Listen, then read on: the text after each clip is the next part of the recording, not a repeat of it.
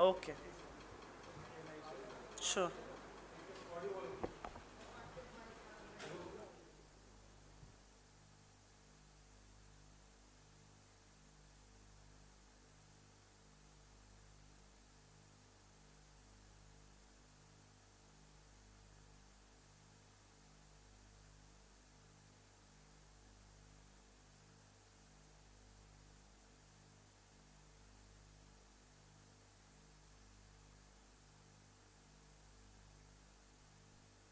Ready? Hello.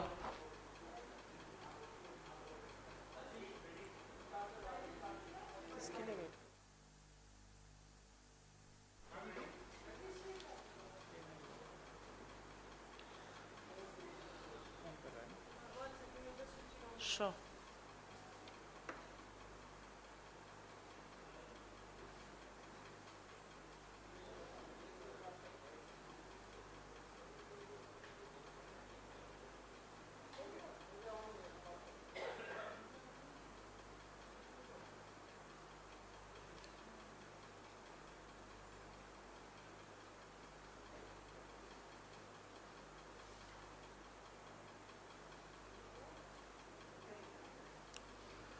Shall we start?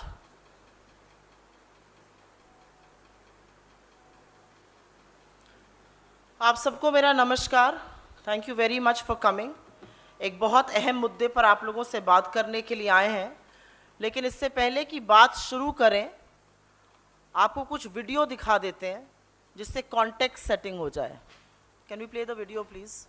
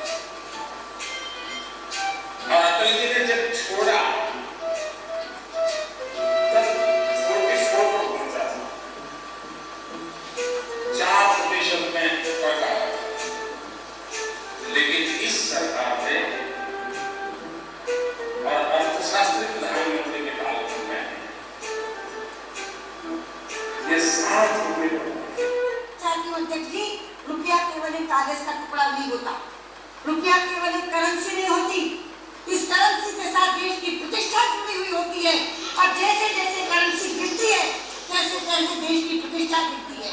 Indian economy and the state of affairs in the Indian economy are very clearly getting reflected in this falling value of rupee.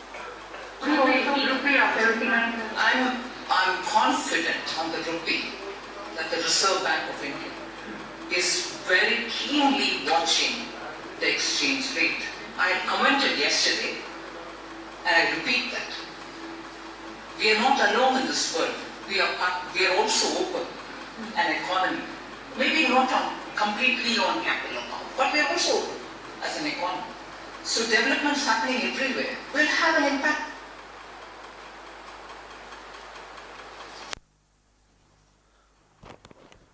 तो ये वक्तव्य दिखाने इसलिए ज़रूरी थे जिससे कि लोगों को याद रहे कि 2014 के पहले भाइयों और बहनों रुपया उसी देश का गिरता है जहां की सरकार भ्रष्ट और गिरी हुई होती है। कभी कभी तो लगता है दिल्ली सरकार और रुपए के बीच में कंपटीशन चल रहा है, किसकी आबरू तेजी से गिर रही है और कौन आगे जाएगा।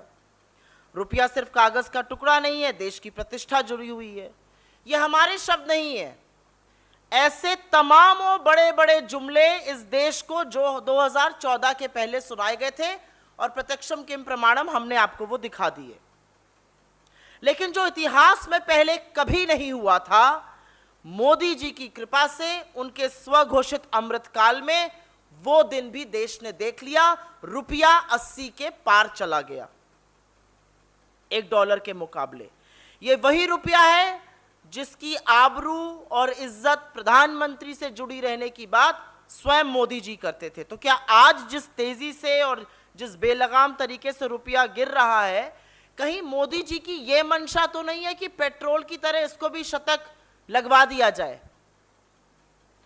2014 से पहले मोदी जी खुद कहते थे एक मजबूत प्रधानमंत्री की जरूरत है मजबूत रुपए के लिए। लेकिन कितनी बड़ी विडंबना है कि जो तथाकथित मजबूत प्रधानमंत्री हैं वो ही रुपए के लिए सबसे हानिकारक साबित हुए हैं। इतिहास में रुपए को सबसे कमजोर करने वाले प्रधानमंत्री मोदी जी बन चुके हैं पिछले 8 साल में। पिछले 6 महीने में रुपया 7% गिरा है और फिर से कोरोना, यूक्रेन, रूस, इनके पीछे छिपने की आवश्यकता नहीं है। जब हमने ऑफिस छोड़ा था 2014 में तो रुपए और डॉलर का जो एक्सचेंज रेट था वो 58 रुपए प्रति रुपए डॉलर के बराबर था। आज 80 के पार है। तो थोड़ी गिरी हुई साख, थोड़ी गिरी हुई प्रतिष्ठा, थोड़ी उजड़ती आबरू की चिंता तो आप अपनी भी कर लीजिए मोदी जी, पहली बात। लेकिन इस रुपए का आम जनता पर क्या फर्क पड़ रहा है? क्या सिर्फ ये एक रिजर्व बैंक, नॉर्थ ब्लॉक, दलाल स्ट्रीट, मार्केट के बीच की बात है? बिल्कुल नहीं।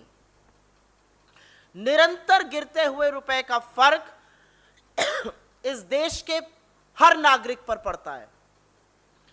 ये कमर तोड़ महंगाई को और बढ़ाएगा।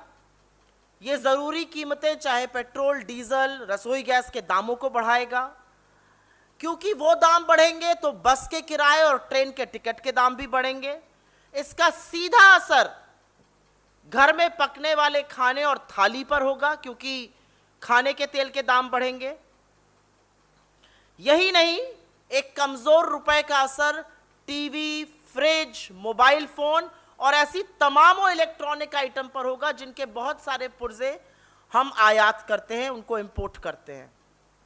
अब हो सकता है अगर ये बात वित्त मंत्री से पूछी जाए तो जैसे उन्होंने पहले कहा था कि मैं लहसुन प्याज नहीं खाती हूं, वो अब कह दें कि मैं तो भाई रुपए का भी इस्तेमाल नहीं करती हूं। लेकिन इसका असर भारत के हर नागरिक में पड़ेगा।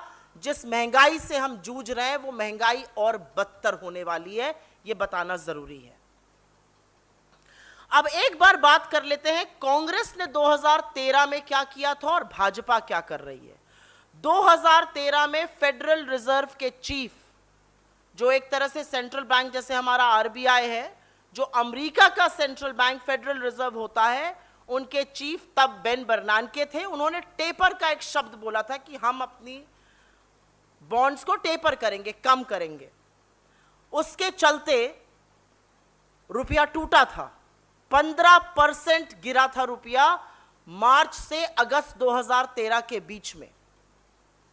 लेकिन 4 महीने के अंतर मल्टी प्रोंग्ड अप्रोच से पहले फाइनेंस मिनिस्ट्री और आरबीआई का जो साझा प्रयास था, उस मल्टी प्रोंग्ड अप्रोच के चलते रुपया जो 59 से गिरकर 69 तक चला गया था, उसको वापस 58 पे लाया गया। जो ग्रोथ रेट 5.1 तक गिर गई थी, उसको एक साल के अंदर 6.97% के आसपास किया गया। एक साल के अंदर 2% की वृद्धि। और जो फॉरेन निवेशक, जो विदेशी निवेशक करीब $12 बिलियन लेकर देश छोड़ गए थे, $35 बिलियन विदेशी निवेश उसी साल में वापस लाया गया। तो 15% गिरे हुए रुपए को वापस लाया गया, ग्रोथ को वापस लाया गया और विदेशी निवेश को वापस लाया गया। तो आज ये जो ज्ञाता, ये जो ज्ञानी 80 रुपए पार होने पर अंतरराष्ट्रीय कारणों की, अंतरराष्ट्रीय बाजार की दलील दे रहे हैं, ये अंतरराष्ट्रीय कारण 2013 में और भी भयावह थे, लेकिन एक समझदारी दिखाते हुए सूझबूझ के साथ, आरबीआई गवर्नर तब रघुराम राजन थे, यूपीए की सरकार थी, वित्त मंत्री चिदम्बरम जी थे, प्रधानमंत्री मनमोहन सिंह जी थे, यूपीए की चेयरपर्सन सोनिया गांधी जी की अध्यक्षता में उस रुपए को संभाला गया। और जब हमने आपको बागडोर इस देश की दी तो 58 रुपए प्रति डॉलर पर रुपया था, जो आज 80 पार हो गया है। 22 रुपया गिरना तो सच में गिरी हुई प्रतिष्ठा और गिरी हुई आबरू है। पर ऐसा क्यों हो रहा है? क्या आरबीआई कुछ नहीं कर रही है? कर रहे हैं। जनवरी के साल से अभी तक 40 बिलियन डॉलर के ऊपर आरबीआई ने मार्केट में लगाया है कि रुपया डिफेंड हो सके। उसके बाद भी रुपए क्यों गिर रहा है? क्योंकि निवेशकों को इस सरकार की नीति में, इस सरकार के कानून में, इस सरकार की अर्थव्यवस्था को चलाने की क्षमता में रत्ती भर भी यकीन नहीं है, और इसलिए पैसा देश से बाहर जा रहा है। और एक बात साफ है कि जो लोग, खुद प्रधानमंत्री जी को आपने यहां पे सुना, वो तो खैर लाल आंखें भी दिखाने की बात करते थे, अब आंखें मूंद लेते हैं, जो रुपए की बढ़ चढ़ के बात करते थे, जो रुपए को मजबूत बनाने की बात करते थे, उनके तमामों वो चाटुकार, सिनेमा जगत के तमामों लोग जिनको रुपए की बड़ी चिंता थी, आज बिल्कुल चुप हैं। पर इस सुई पटक सन्नाटे से तो काम बनेगा नहीं, रुपए के बारे में कुछ करना पड़ेगा और यह स्वीकारना पड़ेगा कि रुपए के गिरने का कारण बेलगाम महंगाई और एक ध्वस्त अर्थव्यवस्था है। कभी किसी के पीछे, कभी किसी के पीछे छुपना बंद करना पड़ेगा। लेकिन हर बार की तरह इस बार भी सरकार पूरी तरह से दिशाहीन नजर आ रही है और संशय और डर यह लगता है कि कहीं साहब 80-90 पूरे 100 करने पर तो नहीं हम आदा हैं रुपए के साथ भी। और अंत में अपनी बात यही कह के खत्म करेंगे कि रुपए के लिए मोदी जी आप हानिकारक हैं। जिस रुपए को संभालना था, उस रुपए को पहले आपने रिटायर किया 60 पार करा के, फिर 75 पार करा के मार्गदर्शक मंडल में डाला, और अब 80 पार करा के लगता है आप शतक की तरफ बढ़ने को रुपए को मजबूर कर रहे हैं। तो जागिए, समझिए और रुपए को संभालिए, क्योंकि जैसा कि आप कहते थे, शायद आपकी साख, प्रतिष्ठा और आबरू उजड़ती जा रही है। I will make a very brief statement in English on this because it's important to talk about the falling rupee. It's in a complete free fall, and people who were talking about the dignity of the rupee and the dignity of the country and the dignity of the Prime Minister and all of that today are absolutely silent. The Prime Minister refuses to even utter the word rupee.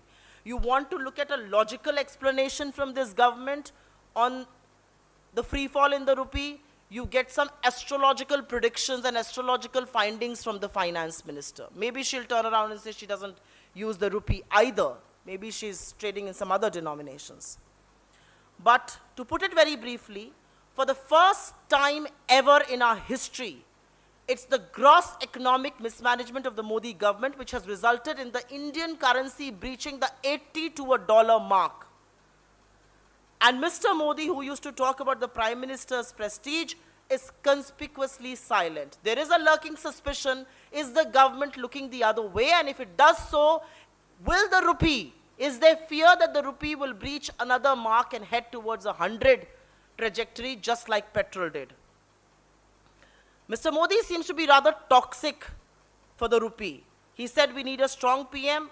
Well, if he calls himself a strong PM, he has made the rupee weakest in the last 8 years of being in government. The Indian currency has lost 7% in value in the last 6 months alone, and no, the government cannot hide behind either Corona or the Ukraine-Russia crisis, because when we demitted office in 2014, the rupee was trading at 58 to $1 mark, which has now breached 80 to $1 mark. What explains the 22 rupee fall against the US dollar? The government has to speak up.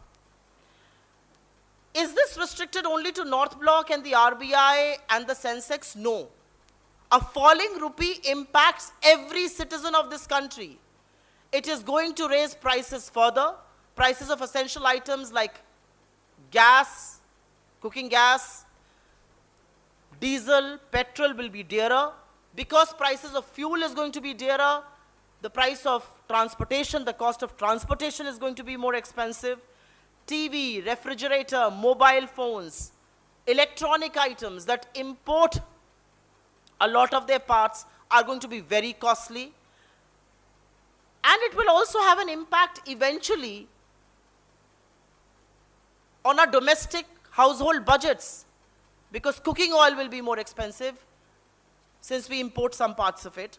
And the government has to wake up and take notice, because people are reeling under high prices. The finance minister has washed off her hands saying, "वो तो लहसुन प्याज नहीं खाती हैं." What about the people who will be further impacted by a falling rupee and rising prices? Can this be controlled? Absolutely it can be. In 2013, when Ben Bernanke uttered the word taper for the US Federal Reserves, the rupee, like a lot of currencies, fell. It was in a tailspin. It fell by 15% between May to August of 2013. But due to a multi-pronged approach and a joint effort by the UPA government and the RBI, headed by Raghuram Rajan then, we could arrest the fall in the rupee. The rupee that had fallen from 59 to $1 to 69 to $1, we brought it back to 58 to $1 within that year itself. $12 billion worth of foreign investment had left this country during taper tantrum. $35 billion worth of investment came back. We unlocked projects that were bottlenecked. We raised the GDP by 2 percentage points in that year itself. And that is what being attentive, that is what using multi-pronged approach, that is what admission of a problem and resolving it is concerned. What is happening today? Is the RBI not working? I'm sure they are. They have spent about $40 billion from January to date this year itself, and they're still not being able to arrest the fall in the rupee. Why? Because foreign investors and investors at large have no faith whatsoever in Mr. Modi, his government, and his policies. Crony capitalism could be one of the reasons. The policy flip-flops could be one of the reasons.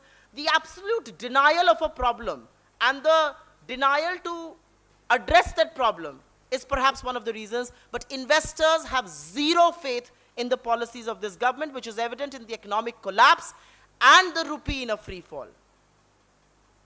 One thing is absolutely clear, that the Prime Minister and his army of sycophants who used to worry a lot about the rupee when it was at 58, refused to utter a word when the rupee has breached 80. This pin drop silence is not going to resolve the problem.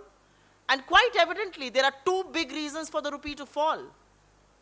The falling rupee is a consequence of a ruined economy and high inflation. But the government, once again, seems absolutely directionless, and I don't think it will be wrong to say that Mr. Modi, who thought he was the solution to everything that ailed India before he came in his mind, or perceptionally, is proving to be extremely toxic for the Indian economy, for the Indian rupee, and the prestige of our currency. Thank you. We'll take questions on this. Ji.